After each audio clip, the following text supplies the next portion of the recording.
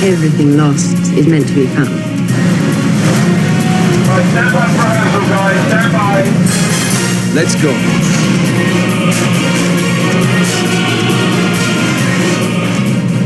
Dry for wet sequence in the film is where we have an underwater sequence where Lara is going down to the lunar temple, which is beneath the sea. To get down there, her and her two friends go on these weird underwater bikes. Obviously, logistically, taking Angelina and the actors underwater was always going to prove a bit of a problem. So Steve Begg, the visual effects supervisor, came up with this, trying to do it dry for wet, where you recreate the look as if it is underwater, but actually you're not, you're on a stage. The sequence opens with a real wet for wet start, but unfortunately we found out that the bikes were a bit ungainly, so we were lucky at like 30 takes to get one good take where one or other of the bikes didn't suddenly careen out of control. So I think we actually saved them a hell of a lot of aggro by going with the dry for wet approach. I know the stunt boys had some games trying to make those work. The first time I really had time to play with those in the water was in Greece, so 2 weeks before we were shooting. I had a feeling using this, which is basically an old-fashioned technique where you smoke up a stage and you light it appropriately so it looks like an underwater environment. And I thought using the older techniques and allying it with CGI, we could create a convincing underwater environment. So very early on, in fact, before we had a director appointed, I shot a test to convince everyone that it could be done. We managed to get a small rocky set and some real wet bikes, cut the propellers off them, suspended them on wires and basically flew them through this smoky environment. And the producers bought it and it became a major sequence at the opening of the film. You have two switches. One is for your fan blades on the right side and the left side is for the lights. So many layers in that shot. It's like massive. But they all add up to this incredible new environment, which I think looks incredibly real. Okay, reset, lights off, fans off. When you shoot really underwater, it never looks like really underwater. And I always had problems with that. You never can put fish in. Fish, the moment you're underwater with a camera, fish are gone. Forget about the fish. The water gets very, very blurry and you barely can see the actors. Chris Cradle and his guys basically created 3 overhead tracks on one of the stages at Pinewood using computer-controlled winches. They then flew these bikes across the stage with the actors on board. And then with, as I say, a smoky, foggy type environment, we basically shot them as if they were actually underwater. It was like being on a ride, and it feels like you've got your own amusement park. But at the same time, I think it was painful, mainly for the boys. The footage is then cut. It was then given to the effects house, and their primary job was to, first of all, remove the wires convincingly, which was a task in itself, and then apply to the image using track technology all sorts of elements that you see in an underwater environment, such as seaweed, particulate matter, and fish. And the real deal was getting the mix just right, so it didn't look too contrived. And I think that the whole underwater sequence, as it is put together now, it looks more underwater than you can possibly imagine, because you see all the things that you imagine to see there. You could never, ever do that in a real tank. After the sequence in the lunar temple, she has to escape from the collapsing structure.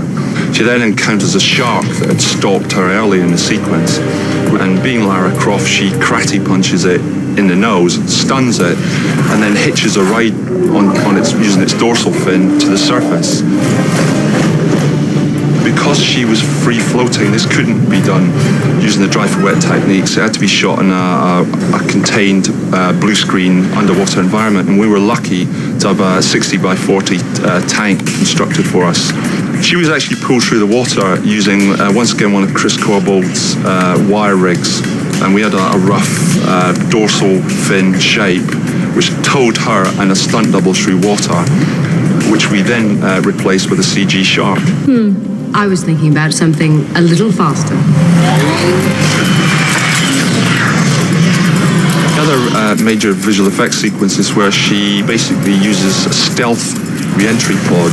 Of course, you wouldn't be Lara Croft. You wouldn't get there in any normal way. He has to get there fast. And he made this incredible trip that he dropped a pod from outer space.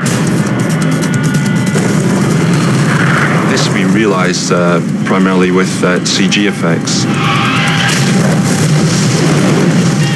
The environments were actually quite interesting, that the Chinese environments she crashes in, as they were actually shot in Wales. The pod crashes into a cliff and then does this classic sort of Donald Campbell, Bluebird crash and wipe out. Interesting shot because almost the entire shot is digital. We have digital matte painting, surrounds, digital water. The only elements that really actually are live action are these splash elements here. We fire these big chunks of metal into the water. It's the most fun I've had in a day for ages, and you can be left one last bit in there because it seems to match up with the animation so well. So the last time you see the pod before it finally vanishes is actually a live action lump of car that we fired into the paddock tank.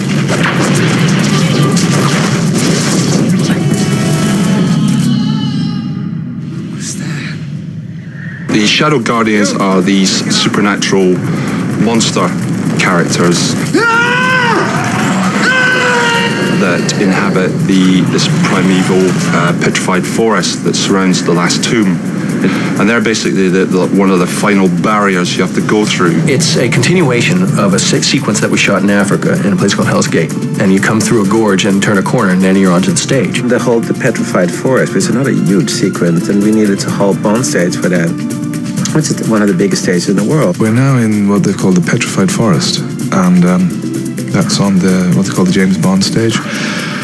And that seems huge, and it's just all these trees, and it has been completely petrified, and it's a huge space. To create like a forest that looks real and that is at the same time feels like it's petrified, all the trees had to be man-made, handmade by an artist to really make it look like real trees, like real petrified plastic. And it really looks like you come into a very strange, surreal world where the Shadow Guardians might live and where everything is always moving. There's nothing, nothing is what it seems it is.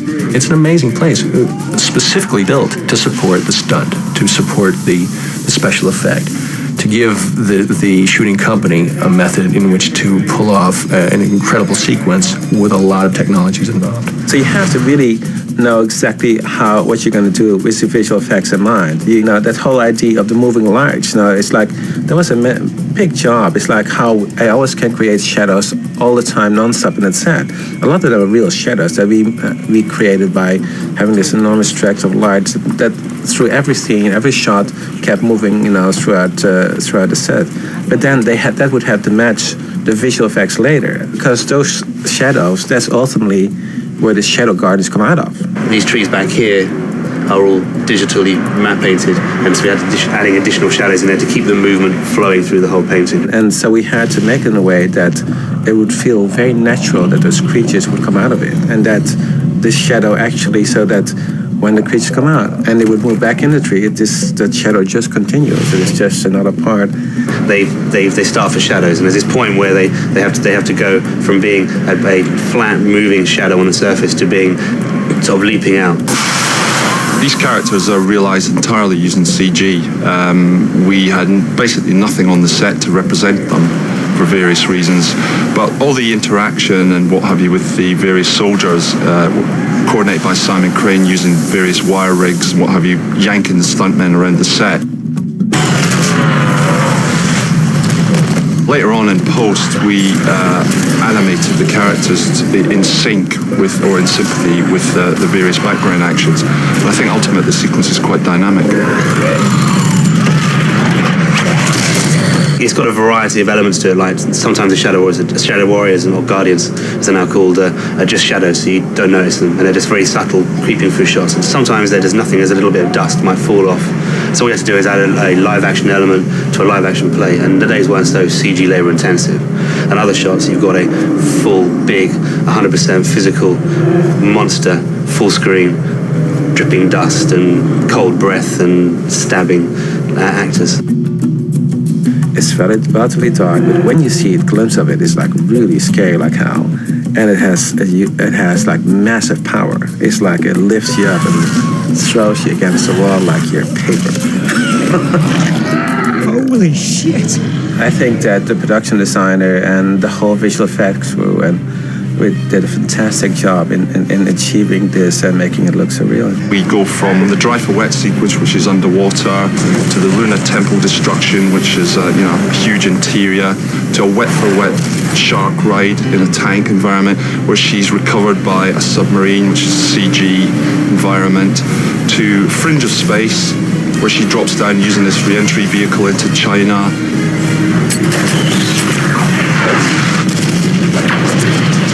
And then into Africa with the various matte paintings and petrified forests and various creatures that she encounters there.